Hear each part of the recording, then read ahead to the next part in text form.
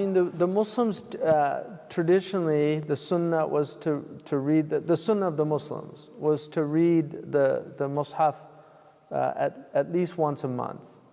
So you did it 12 times a year. In Ramadan, they tended to maybe do it 2, 4, or more times.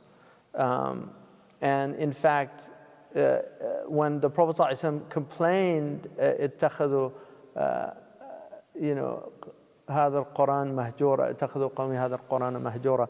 My people have taken this Quran, have abandoned it. In the commentaries, they say that if you read it twice a year, that you're not under that hukm. But if it's less than that, then it's like you've abandoned the Quran. So it's good to read it. So for that reason, it was put into the ajza. And so that came later. That did not come from the Prophet ﷺ or from the Salaf. It came later. And then they did the ahzab because they read it at Maghrib and after Asr. So for instance, in Morocco, and believe it or not, every month there are 250,000 khatam in the masjids of Morocco. And that's been calculated by the Ministry of Awqaf. Since the time of the Muwahidun, the Moroccans have been reciting the Quran in the masjid, and they do it, initially they did it between, after Fajr, they did a hizb, and then after Asr, because those are times people don't pray. So it was, and those are the really good times for bil-ghadwi wal-asal. Those are the times to do dhikr. That's when the birds all congregate and do their dhikr. So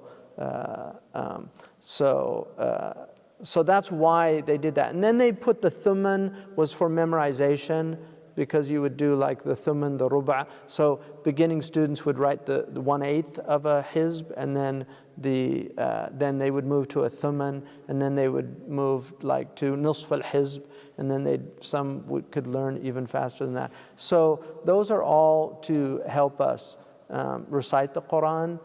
My personal experience is I really like using the Quran Mujazza'ah, which is that has 30 different booklets, because it really facilitates for doing a wird of the Quran. And my advice to everybody is just abandon all these other awrad that you're doing and just do the Quran. Because traditionally the awrad were in addition to the Quran. Now people do the awrad and they don't do the Quran.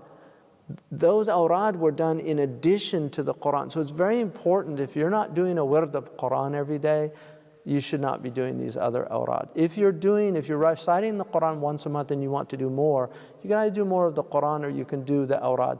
The adhkar al-sabah wal masa are actually preferred at that time, but you can do a very short version of them.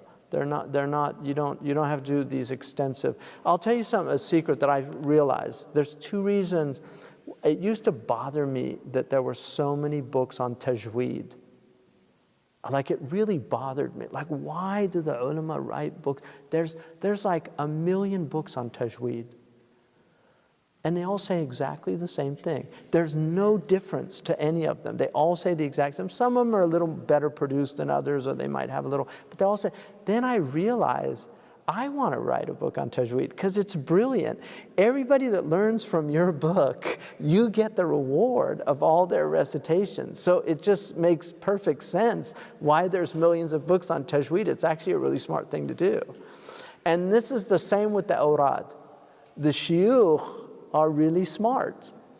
And so they all wanted, if you're reciting the wird of Imam al-Shadhili or Sidi Ahmed Zarruq or Imam al-Haddad, they're getting all the reward of your dhikr. So it's actually really smart to do that. So this idea somehow that, we abandon this is what I think really created a lot of the Salafi impulse, was to see how far people were getting away from these fundamental things. The people that are doing, Mawlid all the time, and they're not reciting the Quran and things like that. So these are things that we have to really think about. So I would definitely advise having a wird of the Quran, even if it's one page. You know, you'll get better if you get good at reciting the Quran. You can recite a juz in 20 minutes with a hadar. You know, I mean, there's 3 modes of recitation. If you do the longer mode of tartil, then it's gonna take longer. But if you do the hadar, you can get through it in 20 minutes. And there's a great blessing in doing that every day. And in the Moroccan method, you know where you are. Like, you know today's 17th day, which is Badr, by the way. You know, so may Allah bless the shuhada of Badr and all the people that supported the Prophet ﷺ at that time.